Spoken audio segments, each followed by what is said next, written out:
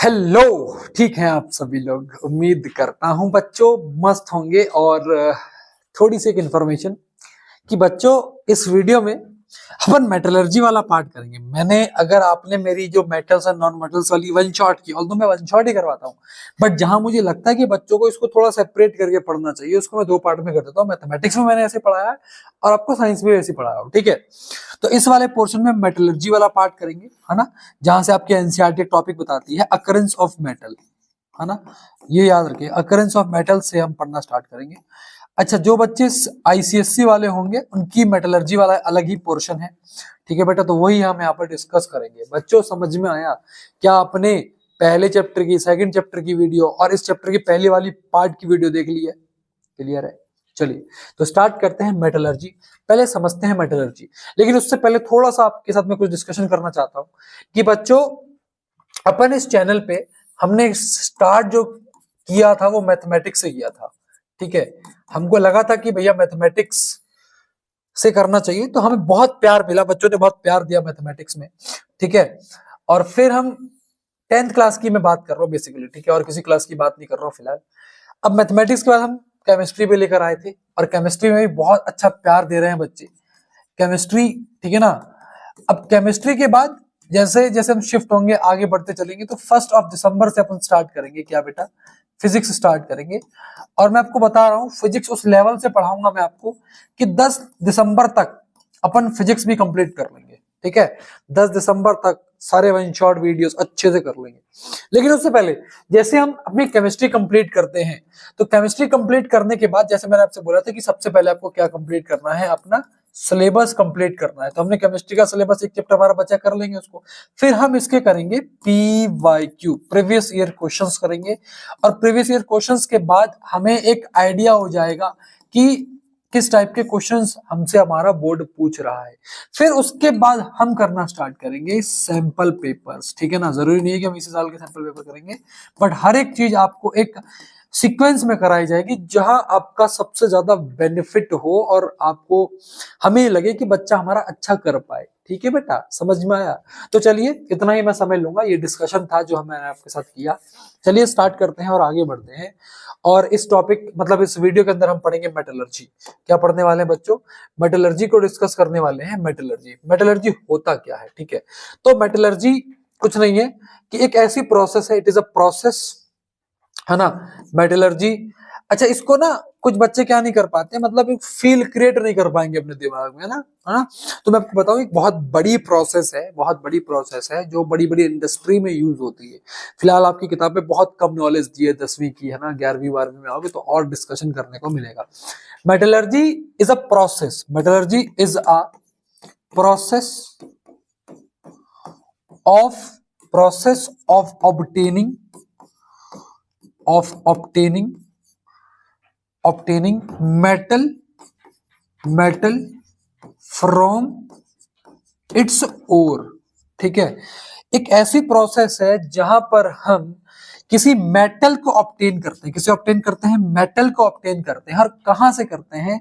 उसकी ओर से करते हैं। सर ये क्या होता है और मुझे समझ में नहीं आया। बेटा बिल्कुल समझेंगे, बट ये एक डेफिनेशन हो गई कि जहां हम एक मेटल को उसकी ओर से क्या करते हैं, ऑब्टेन करते हैं, इसको हम मेटलर्जी कहेंगे, ठीक है बेटा। इतनी बात समझ में आ गई। तो एक ब्रांच होती है जिसको हम आगे की क्लास में हमको पता लगेगा कि ये कैसे काम करती है, ठीक है बेटा। समझ में आया?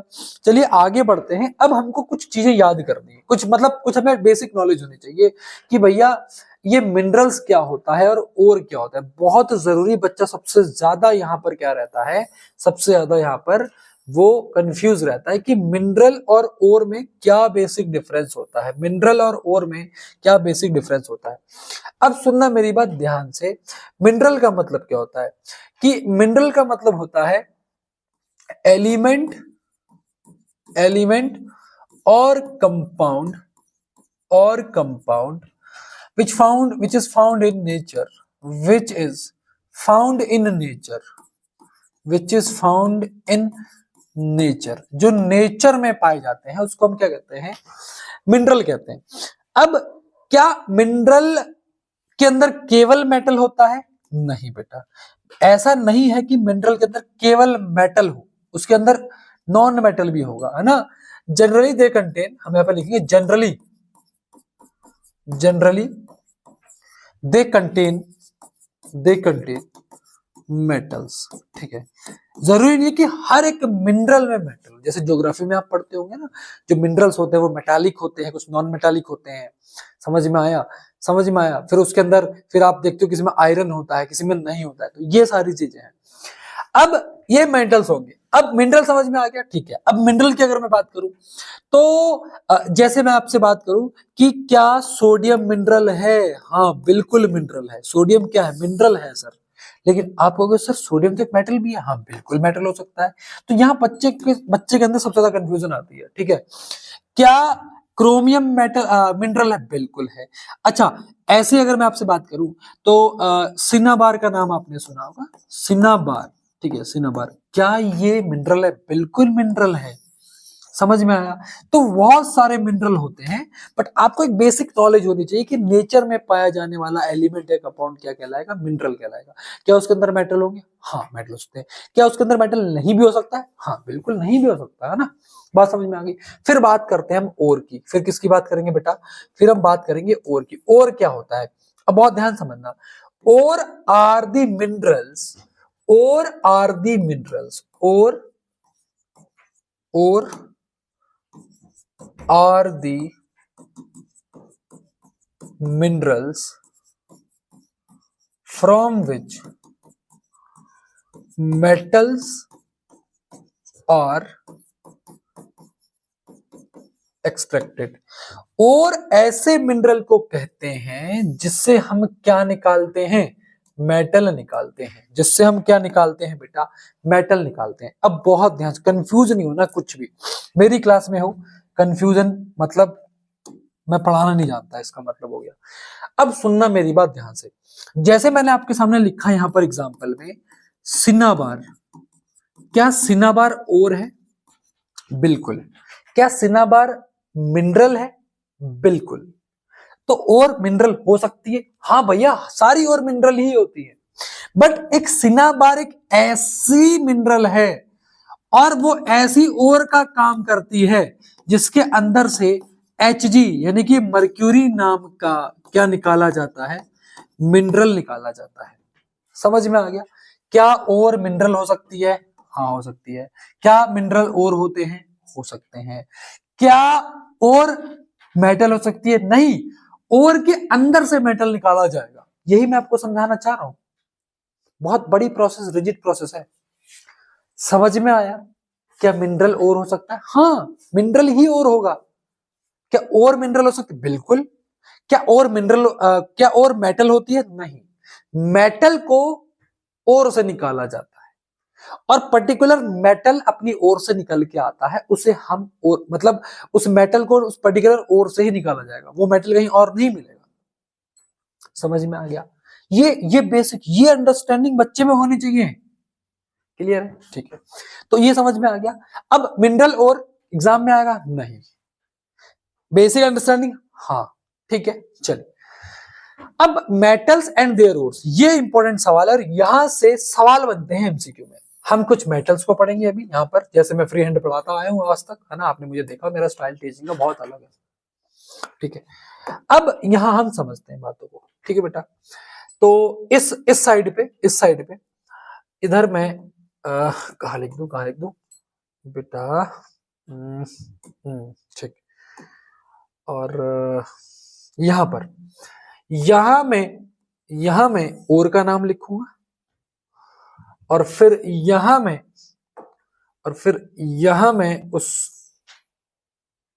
उसका फॉर्मूला लिखूंगा और उधर लास्ट में और हो जाएगा। राइट है बच्चों? उसके बाद यहां मैं इस चीज को करूंगा। ठीक है बच्चों, अब यहां सबसे पहले नेम ऑफ द ओर का नाम लिखेंगे। Name of the ore. ठीक, अब मैं कुछ ओर्स के नाम लिखता हूं आपके सामने, कंफ्यूज नहीं होना। पहली ओर का नाम है सिनाबार, दूसरी ओर का नाम है हेमेटाइट। ठीक है, तीसरी ओर का नाम है जिंक ब्लेंड। चौथी ओर का नाम है क्यूप्रस ऑक्साइड। ठीक है, इसको रहना ना, तुम घबरा रहे होगे। दूसरी का नाम है बॉक्साइट। अगली है रॉक सॉल्ट। ठीक है, सिनाबार हो गया, हेमेटाइट हो गया, जिंक ब्लेंड हो गया, और आपकी बॉक्साइट हो गई, रॉक सॉल्ट हो गई। उसके बाद आपकी एक बच्ची है यहाँ पर, एक सेकंड बच्चों, अरे ये तो इधर भाग रहा है, कोई नहीं, सिनाबार। चलिए, अब यहां हम लिखेंगे उसके फॉर्मूले, जैसे जैसे याद आता है मैं आपको लिखवाता चलूंगा। यहां हम लिखेंगे उसके फॉर्मूले, और यहां हम लिखेंगे उसमें से कौन सी मेटल निकाली जा रही है। ठीक है, अब बहुत ध्यान समझना, सिनाबार जिसका फॉर्मूला होता है HgS, किसका फॉर्मूला ये, सिनाबार का। इस सिनाबार से कौन सी मेटल निकाली जाएगी, Hg, क्या नाम होता है इसका, मर्क्यूरी। समझ में आ गया, HgS सिनाबार, क्या निकाला जाएगा, Hg, नाम क्या है इसका, मरकरी। हेमेटाइट की अगर बात करूं तो हेमेटाइट का फॉर्मूला होता है Fe2O3, क्या कहते हैं इसे, फेरिक ऑक्साइड भी कहते हैं। इससे क्या निकाला जाएगा, आयरन निकाला जाएगा। क्या निकाला जाएगा, आयरन। डन है बच्चों। जिंक ब्लेंड, जिंक ब्लेंड का मतलब हो गया ZnS, क्या हो गया, ZnS। ठीक है, क्या निकाला जाएगा इससे, जिंक निकाला जाएगा। ठीक है बेटा। उसके बाद बॉक्साइट, बॉक्साइट का फॉर्मूला होता है Al2O3, एल्यूमिनियम ऑक्साइड, क्या निकाला जाएगा इससे, एल्यूमिनियम, क्या निकाला जाएगा, एल्यूमिनियम। डन है बच्चों। रॉक सॉल्ट यानी कि NaCl, पता लग गया होगा तुम्हें क्या निकाला जाएगा, Na। क्या बच्चों ये चीज समझ में आई, ठीक है। तो cinnabar, haematite, zinc blende, bauxite और रॉक सॉल्ट, ठीक है। यहां तक बच्चों क्या करना है, आपको नोट करना है, राइट है बच्चों, ठीक है, ठीक है। कॉपर ग्लांस भी लिख लो ना, कॉपर ग्लांस, कॉपर ग्लास, ये भी लिख लो, ठीक है, CuS, ठीक है बेटा। और कॉपर ग्लांस US, इसमें से क्या निकाला जाएगा, कॉपर निकाला जाएगा। अच्छा, कॉपर की एक और होती है क्यूप्रस ऑक्साइड, है ना, क्यूप्रस ऑक्साइड, जिसका फॉर्मूला होता है Cu2O, ठीक है, इसको क्यूप्रस ऑक्साइड कहते हैं, यहाँ स्पेस नहीं है, क्यूप्रस ऑक्साइड आपका हो गया। और इससे क्या निकाला जाएगा, इससे भी कॉपर निकाला जाएगा। अब बहुत ध्यान से देखना बेटा, एक चीज ना बहुत ध्यान से देखो। अच्छा, मेरे पास यहाँ स्पेस होता, मैं जरा स्पेस बनाने की कोशिश करता हूँ। ये तो स्पेस बन ही नहीं रहा यार, चलो कोई नहीं, खैर आप इतना लिखेंगे। फटाफट से बच्चों क्या कर लीजिए, नोट कर लीजिए, ठीक है। यहाँ स्पेस कहाँ बनेगा, चलो फिलहाल आप नोट करिए।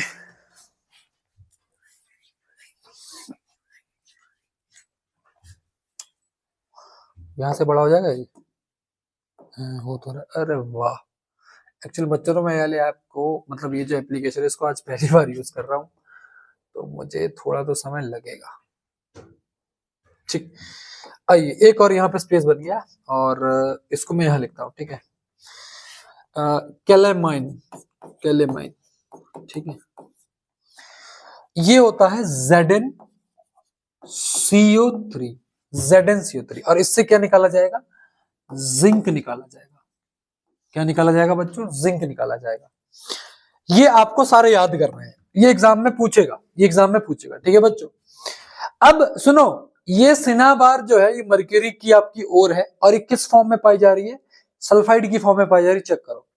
हेमेटाइट किस फॉर्म में पाई जा रही है, ऑक्साइड की फॉर्म में पाई जा रही है। जिंक ब्लेंड जो कि जिंक की है, किस फॉर्म में पाई जा रही है, ZnS यानी कि सल्फाइड की फॉर्म में पाई जा रही है। बॉक्साइड ऑक्साइड की फॉर्म में। ये देखो, सोडियम क्लोराइड की फॉर्म में पाई जा रही है। कॉपर ग्लांस सल्फाइड की फॉर्म में पाया जा रहा है। कॉपर ऑक्साइड, है ना, क्यूप्रस ऑक्साइड भी कहते हैं इसे, ये ऑक्साइड की फॉर्म में पाया जा रहा है। लेकिन देखो, कैलेमाइन जो कि जिंक की ओर है, ये कार्बोनेट की फॉर्म में पाई जा रही है।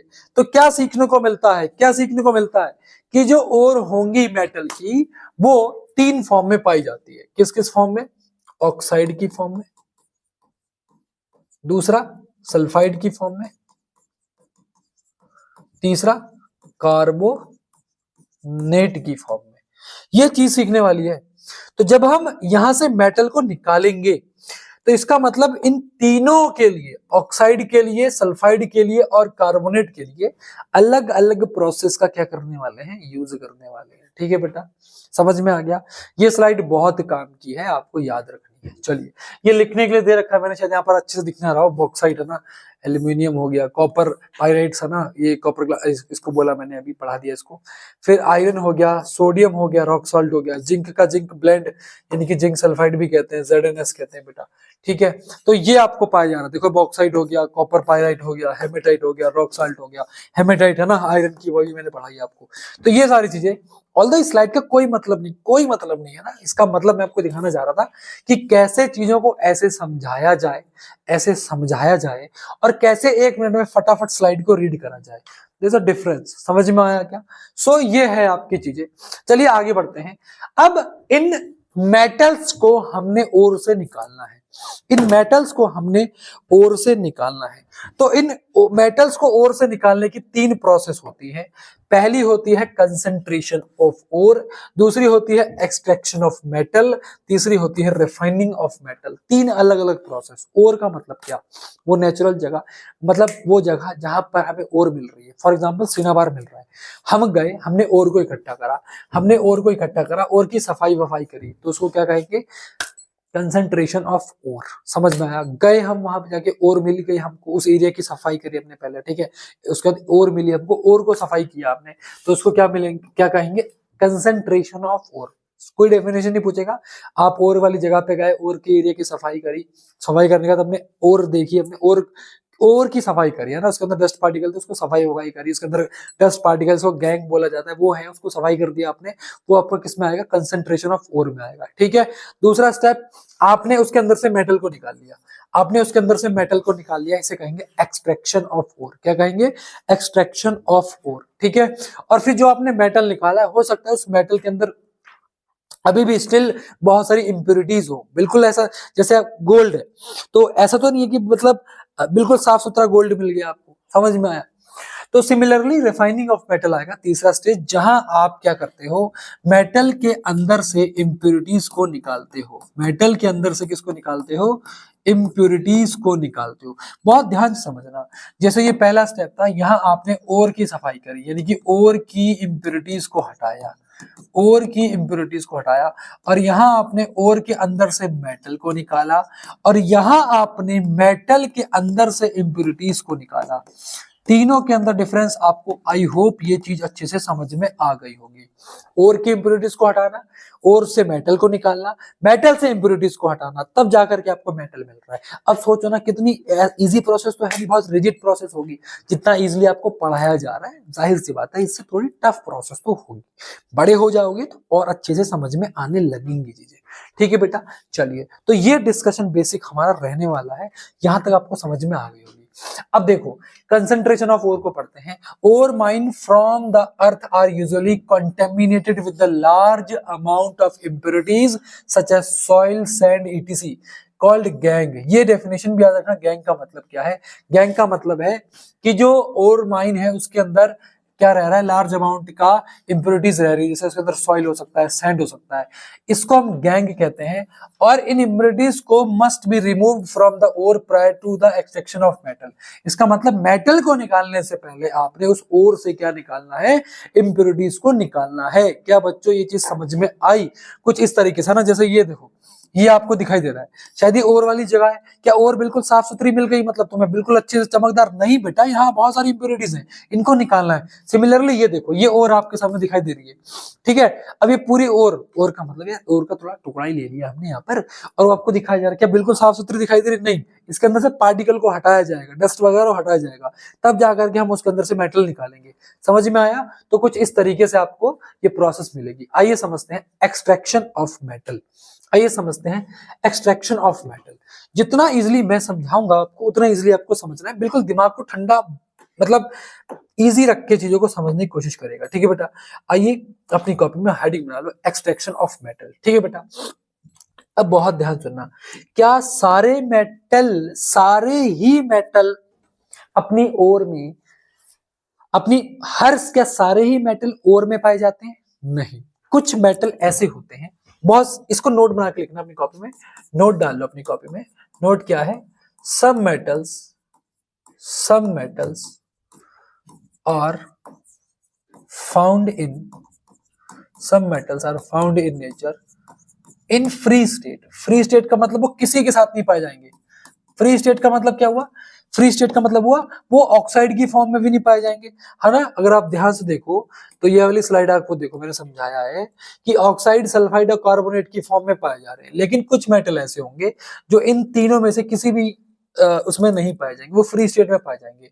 तो सब metals are found in nature in free state, है ना। फ्री स्टेट, इसको हम क्या कहते हैं, नेटिव स्टेट ऑफ मेटल, इसी को हम कहते हैं, this is also known as this is also known as this is also known as ये क्या हो रहा है भैया, व्हाट इज द प्रॉब्लम यार, यही होता है यार, जब कोई नई चीज आप लेते हो ना। ठीक है, एक मिनट बच्चों, ठीक है ठीक है ठीक है, okay, done done done done, कोई नहीं, ठीक है। इसी को हम कहते हैं नेटिव स्टेट ऑफ मेटल, ठीक है। अब कौन कौन से मेटल ऐसे होंगे जो बिल्कुल फ्री स्टेट में पाए जाएंगे, तो आपको याद रखना है, गोल्ड, सिल्वर, प्लेटिनम, ये बिल्कुल फ्री स्टेट में पाए जाएंगे। बट आपकी जो एनसीईआरटी है, आपकी जो किताब है, वो कहती है कि कॉपर भी पाया जाता है, लेकिन कॉपर कभी कभी अपनी ऑक्साइड, कॉपर कभी कभी अपनी सल्फाइड की फॉर्म में भी पाया जाता है। तो आप मेनली इन तीनों को याद रखो, किसे, गोल्ड, सिल्वर और प्लेटिनम को, ये आपकी फ्री स्टेट में पाई जाती है, ठीक है, समझ में आया। अब यहाँ से एमसीक्यू पूछ सकता है, एमसीक्यू का पूछेगा, वो पूछेगा नेटिव स्टेट ऑफ मेटल क्या होता है, ठीक है। तो ऐसे मेटल जो बिल्कुल फ्री स्टेट में पाए जाते हैं ना, यहाँ आगे होगा भी, एक मिनट, एक सेकंड बच्चों, ये देखो नेटिव स्टेट ऑफ मेटल, तो ये वही डेफिनेशन को यहाँ लिख लेना, ठीक है, इसी स्लाइड में लिख लेना, ऑल्दो मैं लिख देता हूँ, यहाँ लिख देता हूँ दोबारा से, कोई दिक्कत वाली बात नहीं है। Metals which found in free state in nature, ठीक है। एग्जाम्पल की अगर हम बात करें, गोल्ड, सिल्वर और प्लेटिनम, ठीक है ना, ये याद रख लीजिएगा, ठीक है बेटा, समझ में आ गया, AgAu और Pd, डन। आइए उसी पे आ जाते हैं फिर से फटाफट से। ये आपकी बेसिक बात थी जो आपको शायद समझ में आ गई हो, ठीक है। लेकिन कुछ मेटल्स ऐसे होते हैं जिसको एक्सट्रैक्ट करना पड़ेगा, क्यों, क्योंकि जो मेटल है वो आपका 3 स्टेट में पाया जाएगा। पहला वो ऑक्साइड की फॉर्म में, दूसरा वो सल्फाइड की फॉर्म में, और तीसरा वो कार्बोनेट की फॉर्म में। ये चीज समझ में आई। लेकिन कुछ मेटल ऐसे होते हैं जिसको हम एक पर्टिकुलर प्रोसेस से ही निकालते हैं, तो उसको हम देखो, हम यहाँ 3 कैटेगरीज में पढ़ के डिवाइड करके पढ़ेंगे। तो सबसे पहले हम पढ़ते हैं extraction of metals of extraction of metal at the top of the reactivity series। जो रिएक्टिविटी सीरीज में सबसे ऊपर आते हैं उसके एक्सट्रैक्शन की बात करेंगे। तो इसमें हम किस किस के बारे में पढ़ेंगे, बेसिकली हम पोटेशियम, सोडियम, कैल्शियम और मैग्नीशियम के एक्सट्रैक्शन की बात करेंगे। किसके एक्सट्रैक्शन की बात करेंगे, पोटेशियम, सोडियम, कैल्शियम और मैग्नीशियम के एक्सट्रैक्शन की बात करेंगे, ठीक है। इनको निकाला जाता है जनरली, ये जो मेटल्स होते हैं ये अपने क्लोराइड की फॉर्म में पाए जाएंगे या फिर ऑक्साइड की फॉर्म में पाए जाएंगे, क्लोराइड या फिर ऑक्साइड की फॉर्म में पाए जाएंगे। अब इनके लिए जो प्रोसेस यूज होती है उसे कहा जाता है इलेक्ट्रोलाइटिक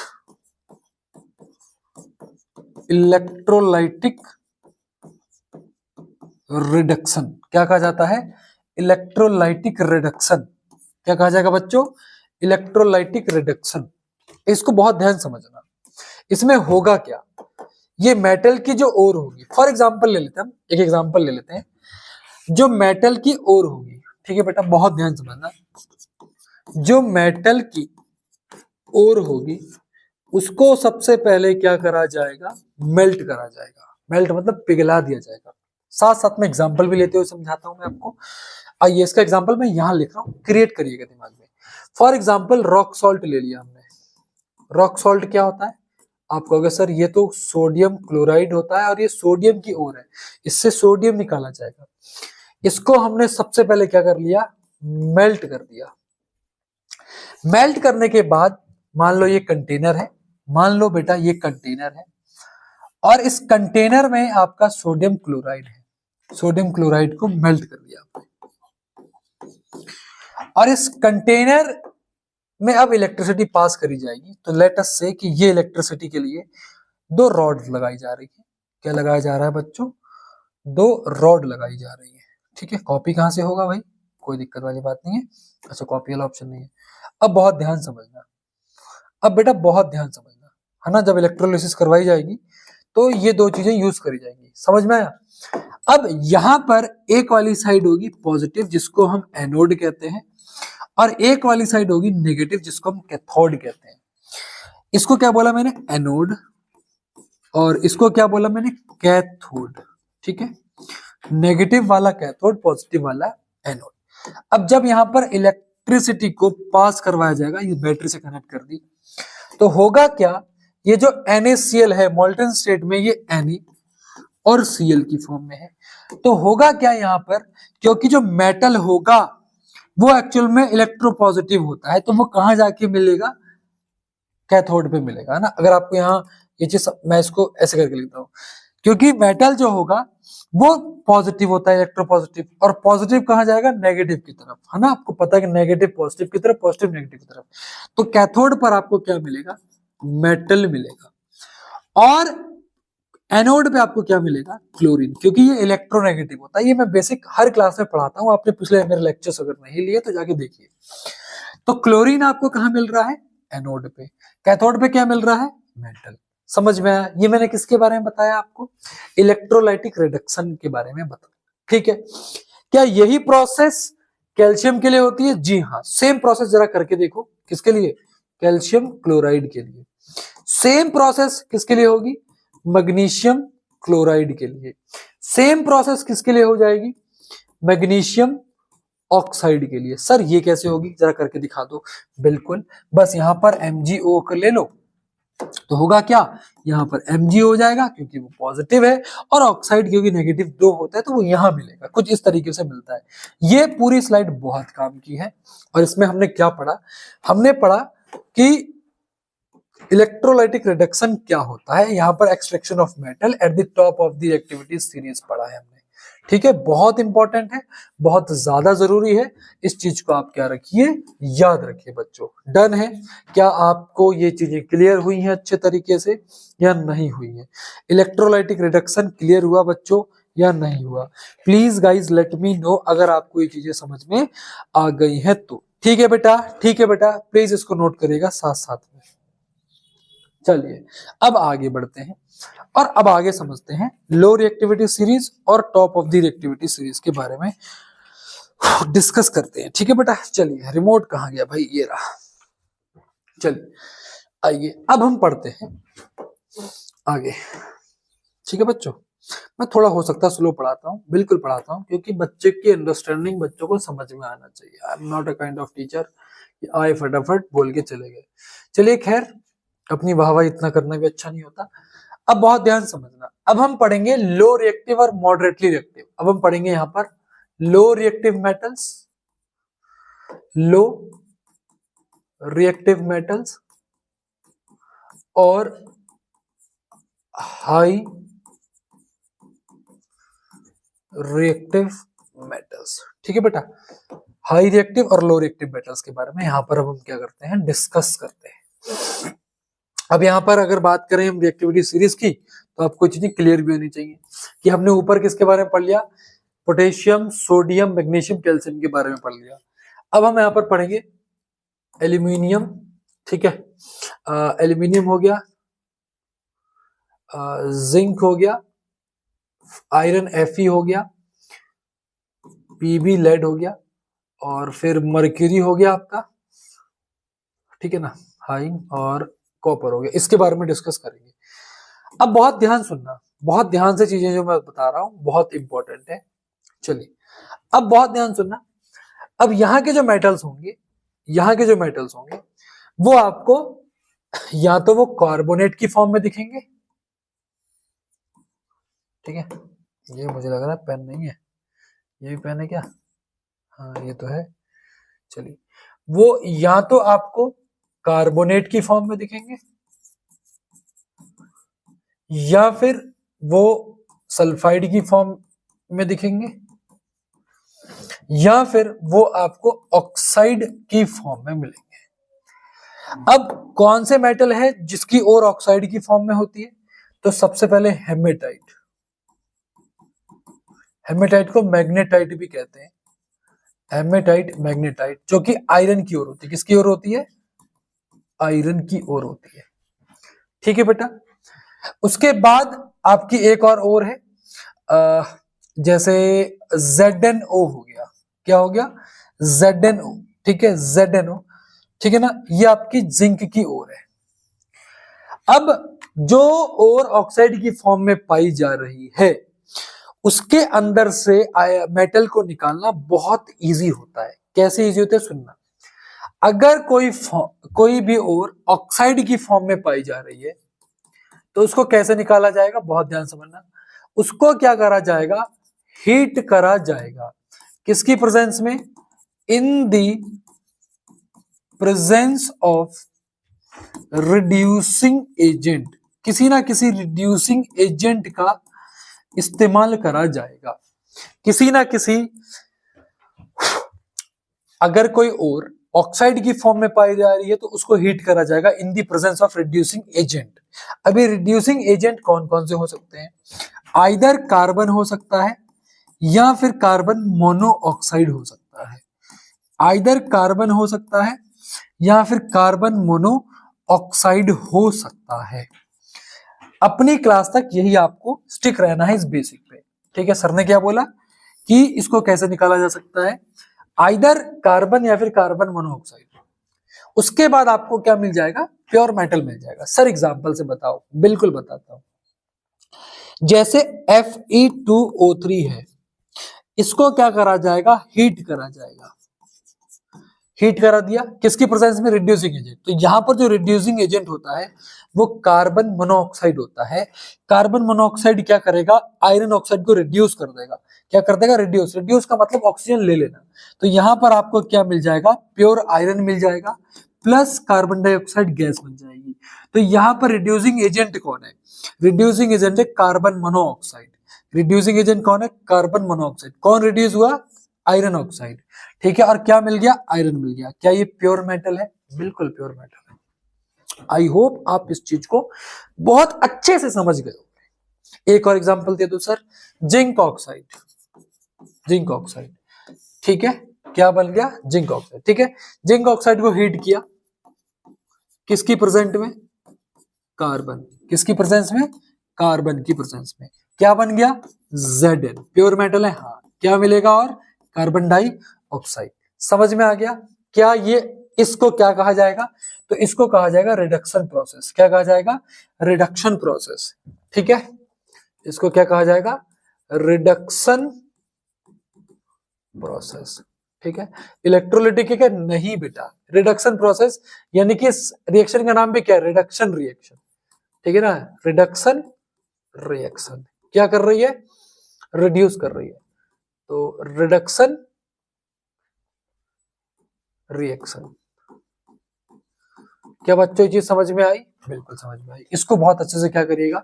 नोट करेगा, ठीक है बच्चों। समझ में आया कि नहीं आया?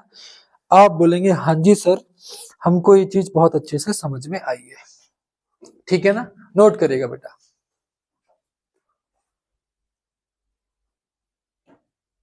बेटा ठीक है ना, बहुत जरूरी और बहुत इंपॉर्टेंट हो जाता है। अब देखो हमने ये पढ़ लिया, ऑक्साइड वाला पढ़ लिया। इसको क्या कहा जा रहा है? रिडक्शन रिएक्शन कहा जा रहा है। इसमें क्या क्या पढ़ लिया आपने, आयरन के बारे में पढ़ लिया, ZnO यानी कि अच्छा ZnO को जिंकाइट भी कहते हैं, याद रखिएगा, ठीक है। ZnO को जिंकाइट भी कहते हैं, ZnO को और क्या कहते हैं, जिंकाइट भी कहते हैं बेटा, ठीक है। यहां तुम्हारा भाई इस चीज को लिख देगा, ठीक है। चलिए अब समझते हैं कार्बोनेट और सल्फाइड की फॉर्म, ठीक है ना। अब क्या आपको प्रोसेस इजी लग रही है? हाँ, ये बहुत इजी प्रोसेस है, ये इजी, इससे बहुत आसानी से निकाला जा सकता है, बट आगे समझना बेटा। अच्छा, ये ऐसे नहीं जाएगा, इसको यहां तक कर देते हैं और फिर यहां से यहां खींच देते हैं और फिर यहां से यहां खींच देते हैं। देखो डिजाइन भी बन गया है ना, देखो तुम्हारा भाई डिजाइन भी बना लेता है ठीक है बेटा, ये हो गया। अब समझना मेरी बात बहुत ध्यान से। अब अगर जैसे, अच्छा सुनना, अब रिजिड मत हो जाना कि जो ऑक्साइड की फॉर्म में मिल रहा है वो कार्बोनेट की फॉर्म में नहीं मिलता, मिलता है बेटा। अब मैं एग्जांपल लेता हूं, देखो ये क्या है, जिंक, ZnO ना, आपने अभी ऑक्साइड की फॉर्म देखी। अब सुनना, अगर कोई मेटल की और सल्फाइड की फॉर्म में पाई जा रही है तो इसको क्या करा जाएगा, सबसे पहले ऑक्साइड में कन्वर्ट करा जाएगा। क्या करा जाएगा, कन्वर्ट, ऑक्साइड में कन्वर्ट किया जाएगा। और ऑक्साइड में कन्वर्ट करने के बाद सिंपल यही प्रोसेस लगाई जाएगी, कौन सी, रिडक्शन प्रोसेस को लगाया जाएगा, और फिर हमको इससे क्या मिल जाएगा, प्योर मेटल मिल जाएगा। तो इसका मतलब क्या हुआ कि सल्फाइड को किस में कन्वर्ट करना पड़ रहा है, ऑक्साइड की फॉर्म में कन्वर्ट करना पड़ रहा है। तो यहां पे एक टर्म आता है, इस टर्म का नाम है रोस्टिंग, ठीक है। यहां पर किसी को रोस्ट नहीं करना, यहां पर क्या करना है, सल्फाइड की जो और सल्फाइड की फॉर्म में पाई जा रही है उसको ऑक्साइड की फॉर्म में कन्वर्ट करना क्या कहलाता है, रोस्टिंग कहलाता है। अभी डेफिनेशन पूछेगा तुमसे, तो रोस्टिंग क्या होता है, बहुत ध्यान समझना। Roasting is the process, roasting is the process by which sulphide form, sulphide ore is converted into oxides, into oxide ore by heating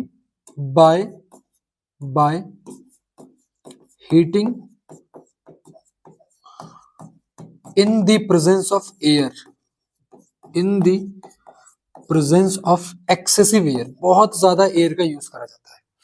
तो ये पहले तो डेफिनेशन पूरी याद रखनी है, ठीक है। रोस्टिंग इज द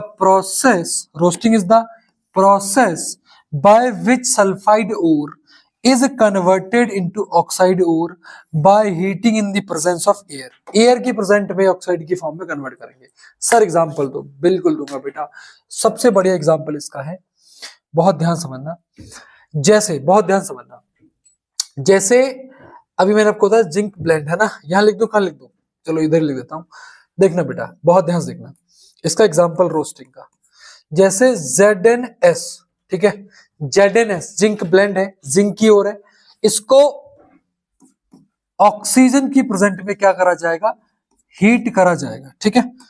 ऑक्सीजन, इसको थोड़ा सा ऊपर यहां लिखता हूं ना, यहां लिखना एग्जांपल, ZnS को ऑक्सीजन की प्रेजेंट में क्या करा जा रहा है, हीट करा जा रहा है, ठीक है।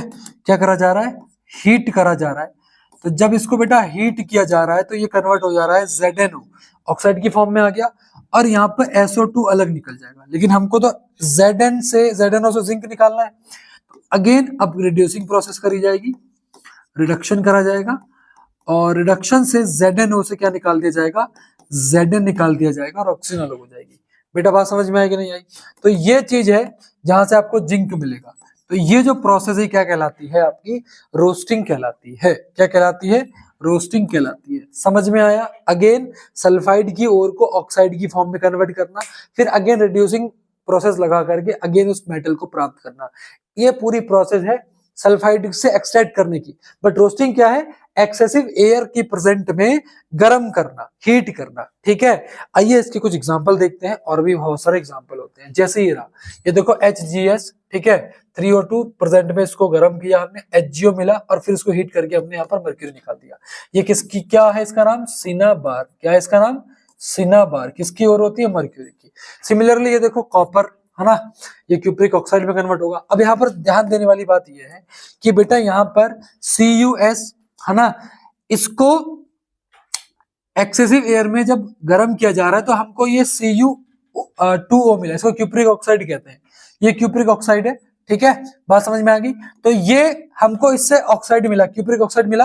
अब हम क्या करेंगे, बहुत ध्यान सुनना, क्यूप्रिक ऑक्साइड और Cu2S, समझ में आया, इन दोनों को मिलाएंगे जिससे हमको SO2 अलग मिलेगा और कॉपर मिलेगा। ये ध्यान देने वाली बात है, इस पूरी रिएक्शन में बहुत इंपॉर्टेंट है। ये दोनों इक्वेशन आपको याद करने हैं, ये मैंने आपको एग्जांपल में भी लिखवा दिया। ठीक है बेटा, ठीक है बेटा, समझ में आया कि नहीं आया? चलिए अब तीसरी समझते हैं। तीसरी का नाम है कार्बोनेट, ठीक है ना, तीसरी का नाम है कार्बोनेट, ठीक है, बहुत ध्यान से समझने वाली बात है।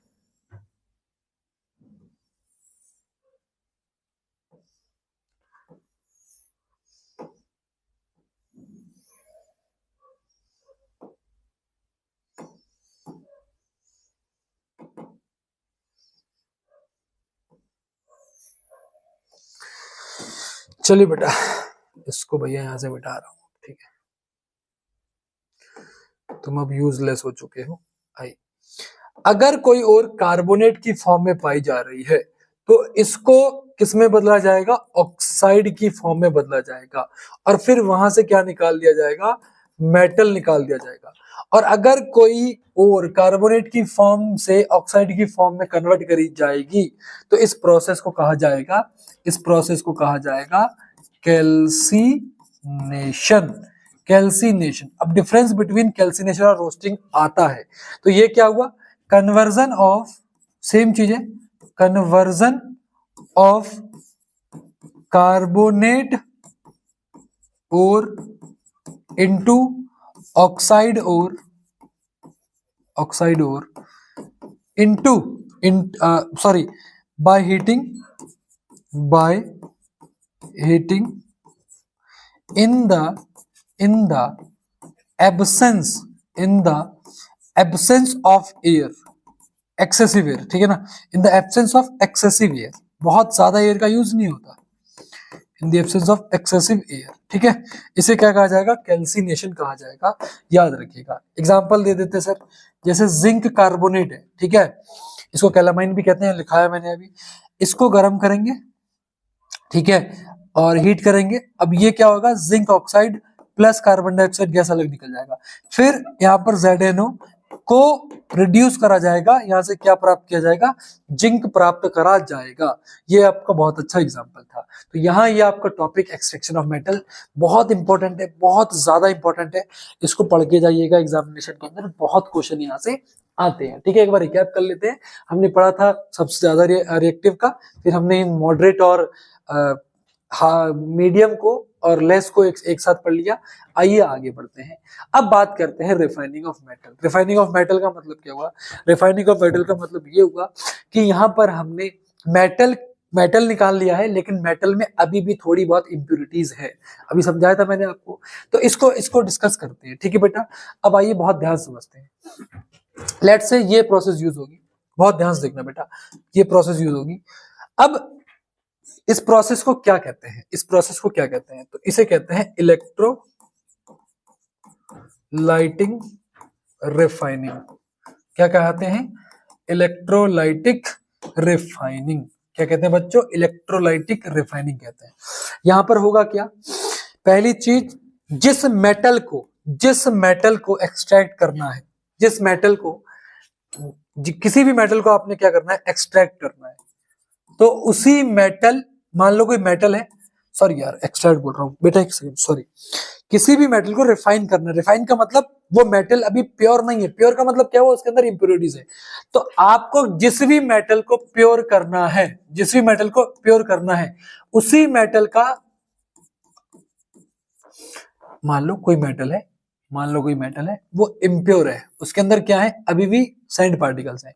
तो जिसको इम्प्योर, जो मेटल इम्प्योर है उसको प्योर करना है, तो आपको उसको प्योर करने के लिए भी आपको पहले प्योर मेटल चाहिए। अब आप दिमाग में क्वेश्चन ये आया होगा कि सर जिस मेटल को प्योर करना है वो मेटल हमारे पास प्योर की फॉर्म में कहां से आया होगा। तो बेटा ये बहुत सारी प्रोसेस होती है, उसमें से एक ही प्रोसेस है, 10वीं तक एक बेसिक प्रोसेस पढ़नी है आपको, समझ में आया कैसे आया होगा, बहुत और भी बहुत सारी प्रोसेस होती है, साइंस आज हम पढ़ रहे हैं ना, मतलब साइंस जो हम पढ़ रहे हैं, ठीक है ना।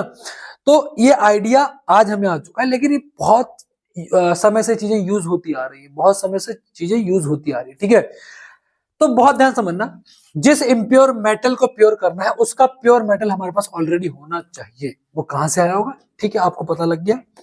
आइए अब फॉर एग्जांपल इसमें हम कॉपर का प्यूरिफिकेशन करेंगे, तो इसका मतलब हमें कॉपर का ही प्योर मेटल चाहिए।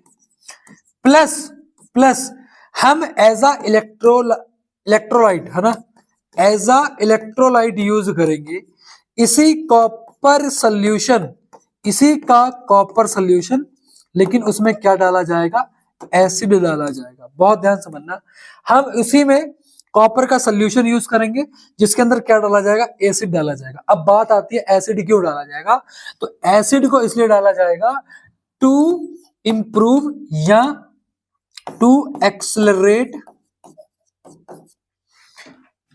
द रिएक्शन, रिएक्शन को तेज करने के लिए, टू रिएक्शन को क्या करने के लिए, तेज करने के लिए यहां पर क्या यूज करेंगे, एसिडिफाइड सोल्यूशन का यूज करेंगे। इसे क्या कहते हैं, एसिडिफाइड सोल्यूशन। ठीक है, समझ में आया।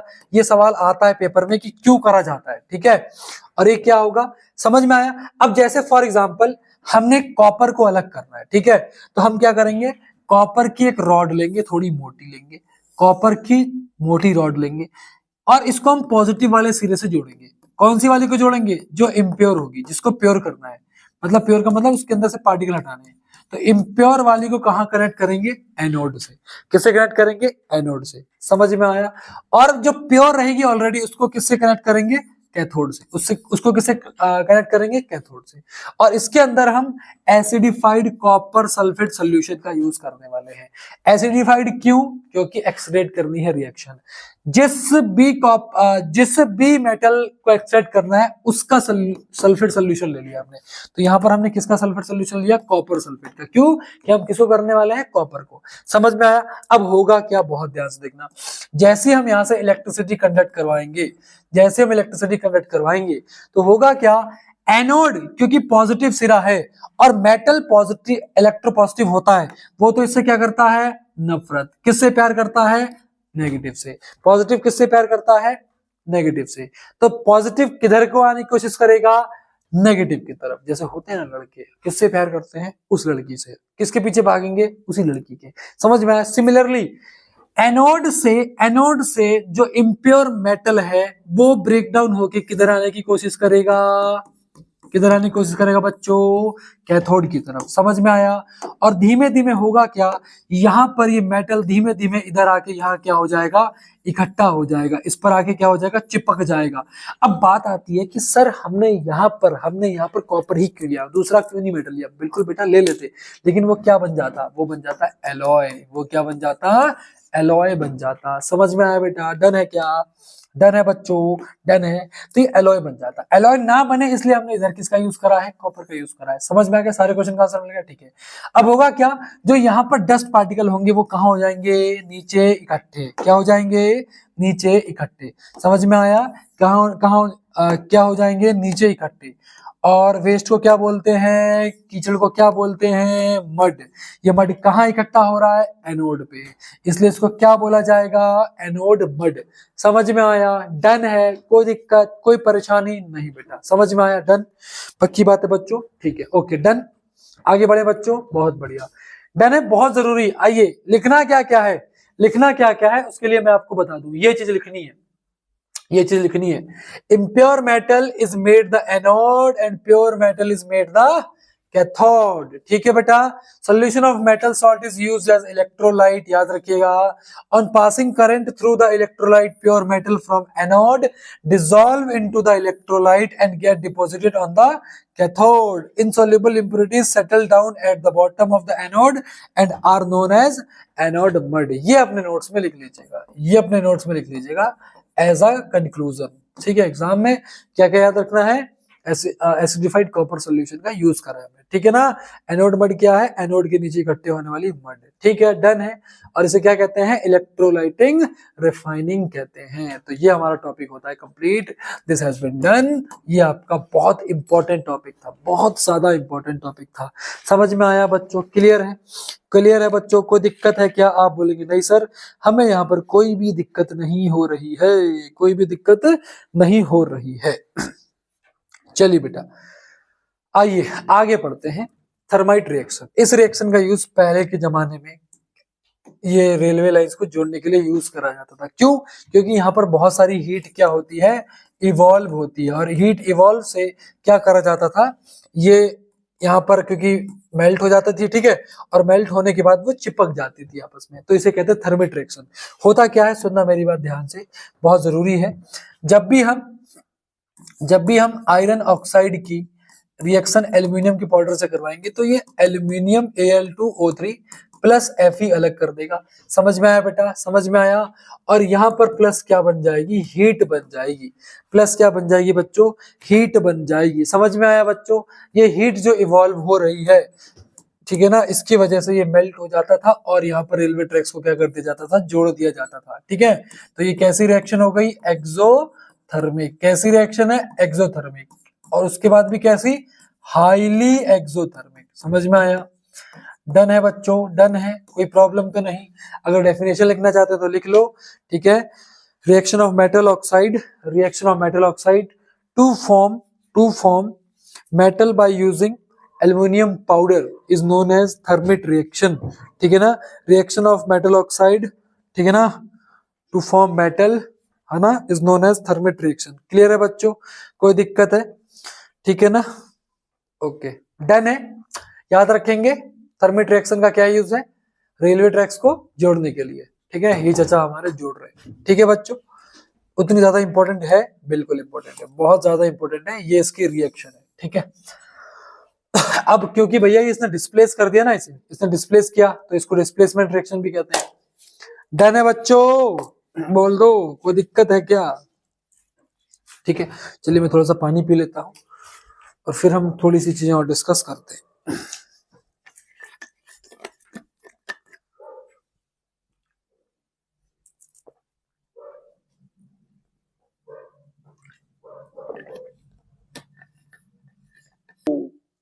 डन है बच्चों, डन है, कोई दिक्कत तो नहीं। चलिए अब आगे बढ़ते हैं और आगे डिस्कस करते हैं।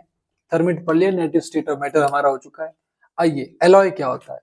एलॉय का मतलब समझिएगा। एलॉय की अगर मैं डेफिनेशन देखूं तो alloy is a substance which is formed when two और मोर मेटल्स आर कंबाइंड, ठीक है ना। जैसे हम दो मेटल, एक मेटल या फिर एक नॉन मेटल मिला दें, या फिर एक मेटल दूसरा भी मेटल मिला दें, दूसरा भी क्या हो जाए, मेटल हो जाए, तो ये जो बनने वाला सब्सटेंस होता है इसको हम क्या कहते हैं, एलॉय कहते हैं। क्या कहते हैं, एलॉय कहते हैं, ठीक है ना। ये कोरोसिव नहीं होता, इतनी जल्दी ये क्या नहीं होते बेटा, एयर वगैरह की चपेट में नहीं आते, ठीक है। उसके बाद ये हार्ड होते हैं, जिस मेटल से वो बनाए जाते हैं उससे भी हार्ड होंगे, ठीक है। और तीसरी होगी हाई रेजिस्टिविटी, इसके अंदर उतना ज्यादा तेजी से करंट नहीं बहेगा। अगर मैं एग्जांपल दूं तो आपने नाइक्रोम का नाम तो सुना होगा ना, नाइक्रोम है ना, जो इलेक्ट्रिक अप्लायंस वगैरह में यूज करते हैं, हाईली रेजिस्टिव होते हैं, ठीक है। इतनी ज्यादा रेजिस्टिविटी, मतलब इतने कम रेजिस्टिविटी नहीं होती इनकी कि इलेक्ट्रिसिटी बहुत इजीली कंडक्ट करे यहाँ पर, ठीक है। तो ये आपको याद रखना है, क्यों एलॉय यूज करेंगे, ये चीज और ये definition. They can also be formed when metals are combined with other element, ठीक है, ये याद रखिएगा। अब कुछ इंपॉर्टेंट है, जैसे एक सेकंड भाई चेक करना बेटा क्या हो गया, ये यहां से डेस्कटॉप पर उससे हट गया ये टीचिंग वाले से।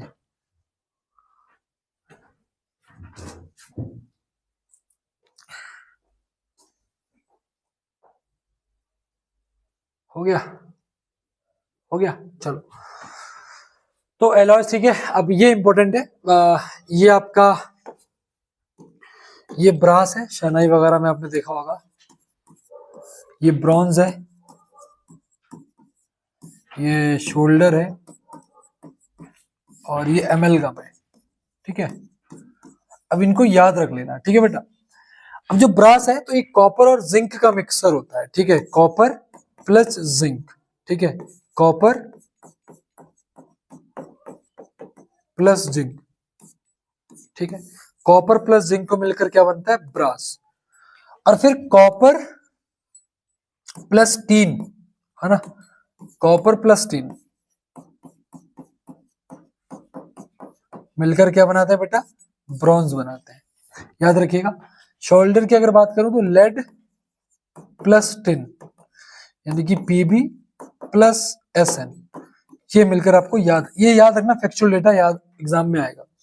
और एमलगम की अगर बात करें तो मरकरी की किसी भी अदर मेटल के साथ अगर आप मिलाते हैं, किसी भी अदर मेटल के साथ मिलाते हैं तो वो एमलगम मिलेगा आपको। ये चार चीजें आपको क्या रखनी है बेटा, याद रखनी है, एग्जाम में बहुत ज्यादा पूछी जाती हैं।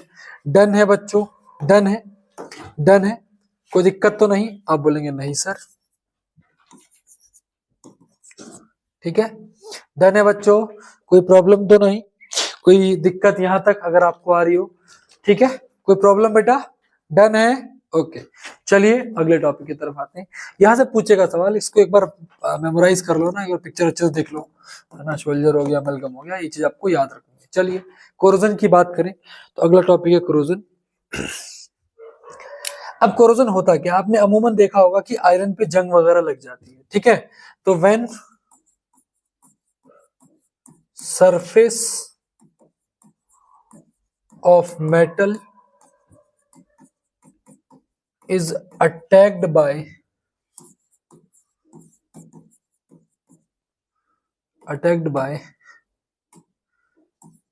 substance, ठीक है, which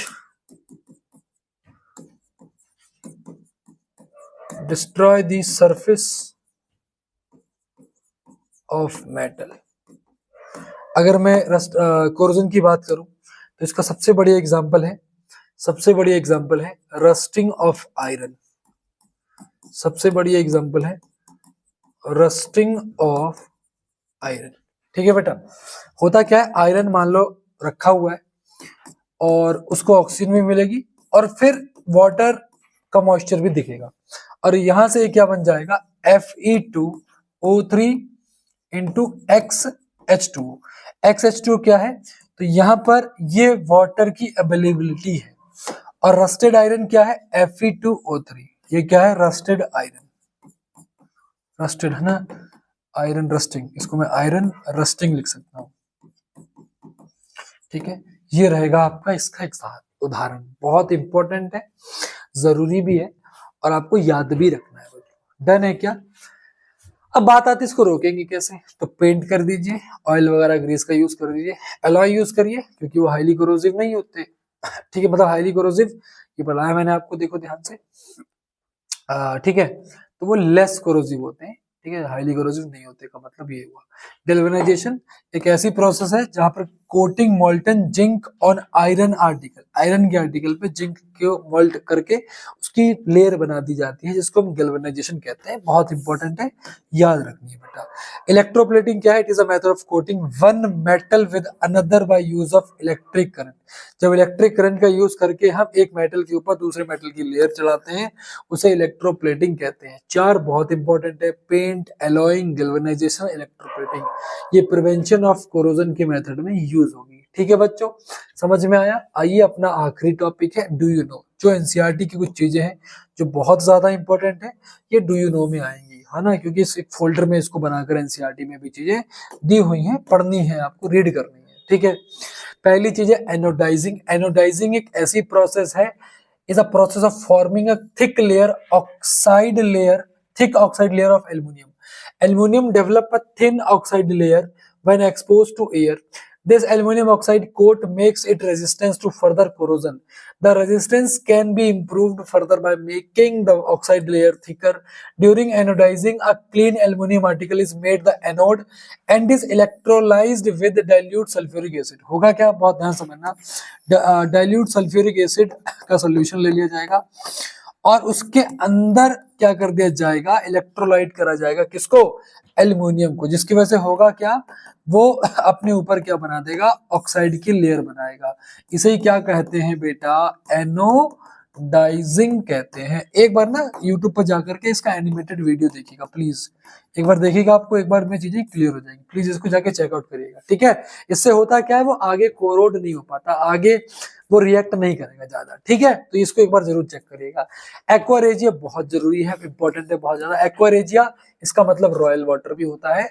इससे होगा क्या, सुनना, जब हम हाइड्रोक्लोरिक एसिड और नाइट्रिक एसिड, है ना, हाइड्रोक्लोरिक एसिड और नाइट्रिक एसिड को हम 3:1 में मिलाएंगे, कितने मिलाएंगे, 3:1। याद रखिएगा, इन दोनों का एमसीक्यू बन सकता है यहाँ पर। HCl और HNO3 का रेशियो 3:1 रहेगा। इससे जो सोल्यूशन बनेगा उसको हम एक्वारेजिया कहेंगे, ठीक है। Aquaresia is a highly corrosive fuming liquid. It is one of the few reagent that is able to dissolve gold and platinum. क्या है, पुराने जमानों में गोल्ड के ऊपर थोड़ी बहुत चमकदार सतह हट जाती थी, है ना, ब्लैक कलर की कोटिंग वगैरह थोड़ी बहुत आ जाती थी, तो होता क्या था, HCl और HNO3 की अगर हम बात करें तो इसका सोल्यूशन बनाकर उसके अंदर गोल्ड को डिप किया जाता था, जिसकी वजह से ऊपर की लेयर खत्म हो जाती थी और गोल्ड फिर से क्या हो जाता था आपका चमकदार हो जाता था, लस्ट्रस हो जाता था, ठीक है ना। तो ये इसे रॉयल वाटर इसलिए कहा जाता था क्योंकि इसको बड़े घराने में पहले यूज करा जाता है, ठीक है ना, करा जाता था मतलब, ठीक है ना। आज की डेट में इस प्रोसेस का यूज नहीं करेंगे। होता क्या था, इसकी वजह से गोल्ड के ऊपर वो चमकदार सतह आती क्यों थी, क्योंकि गोल्ड की ऊपर की लेयर खत्म हो जाती थी, तो इससे गोल्ड का वजन कम होता था। बात समझ में आई कि नहीं आई। एक्वारेजिया क्या है, रॉयल वाटर है। HCl और HNO3 को 3:1 में मिलाना है, ठीक है बेटा। आइए, pure gold known as 24 carat gold, ठीक है ना, 24 कैरेट सोने को क्या कहते हैं, प्योर गोल्ड। ये बहुत सॉफ्ट होता है और ये not suitable for making jewellery, इससे ज्वेलरी बनाना इजी नहीं होता क्योंकि बहुत सॉफ्ट होगा वो। It is alloyed with either silver और कॉपर। इसका मतलब गोल्ड में सिल्वर या फिर कॉपर मिलाया जाएगा, जिसकी वजह से वो क्या हो जाता है, हार्ड हो जाता है। Generally in India 22 carat gold is used for making ornaments. It means that 22 part of pure gold is alloyed with 2 parts of either copper and silver. इसका मतलब गोल्ड की बात करूं तो गोल्ड को या तो सिल्वर के साथ मिलाया जाएगा या फिर कॉपर के साथ मिलाया जाएगा, जिसकी वजह से उसकी स्ट्रेंथ अच्छी होगी। याद रखिएगा, 24 कैरेट गोल्ड का सोना भारत में नहीं मिलता, और मिलता है लेकिन इससे ज्वेलरी नहीं बनाई जा सकती। ज्वेलरी किससे बनाई जाएगी, 22 कैरेट गोल्ड से। तो आपके घरों में जो गोल्ड आता है वो 22 कैरेट का होगा, 24 कैरेट सोना नहीं होता। बात समझ में आ गई, मतलब उसको ज्वेलरी बनाने में यूज नहीं करा जाता। The wonder of ancient Indian metallurgy, the iron pillar near the Qutub Minar in Delhi was built more than 600 years ago by the iron workers of India. They had developed a process which prevent iron from rusting. For its quality of rust resistance, it has been examined by scientists from all part of the world. The iron pillar is 8 meter high and weight 6 tons. ठीक है ना, इसके बारे में Google पे आप बहुत अच्छी जानकारी प्राप्त कर सकते हैं, रीड आउट करिएगा। कभी दिल्ली घूमने जाइएगा तो जरूर देख के आइएगा, ये हमारा आयरन पिलर था दिल्ली पे, ठीक है ना। फिर भारत सरकार ये कहती है कि चलो खैर छोड़, हमें पॉलिटिक्स नहीं पढ़नी है अभी, हम यहाँ पर अच्छे से टीचर हैं और टीचर रहना चाहते हैं, ठीक है। चलिए फिलहाल ये हमारा तीसरा चैप्टर कंप्लीट हो चुका है 25 नंबर की रेस में। मुझे नहीं पता कितनी लंबी वीडियो बन जाती है मेरी, लेकिन मैं आपको एक क्वालिटी देना चाहता हूँ जहां पर मुझे लगता है कि मैं बेस्ट दे सकता हूँ। मैंने बहुत अच्छे से चीजें समझाई है आपको, अगर आप मुझे फॉलो कर रहे हैं केमिस्ट्री के लिए तो चारों चैप्टर को करने के बाद फिर मैं PYQ कराऊंगा, उससे पहले कुछ नहीं कराऊंगा, बट आपको उससे मेमोराइज सब चीजें करनी है, ठीक है बेटा। थैंक यू सो मच, मिलते हैं नेक्स्ट चैप्टर में जहां मेटल और जहां हम कार्बन और उसके कंपाउंड पढ़ेंगे और फिर आपको बताएंगे कि PYQ में कैसे क्वेश्चंस आते हैं। नोट्स बना लीजिएगा, रिवाइज करते चलिएगा साथ साथ में। थैंक यू सो मच बच्चों।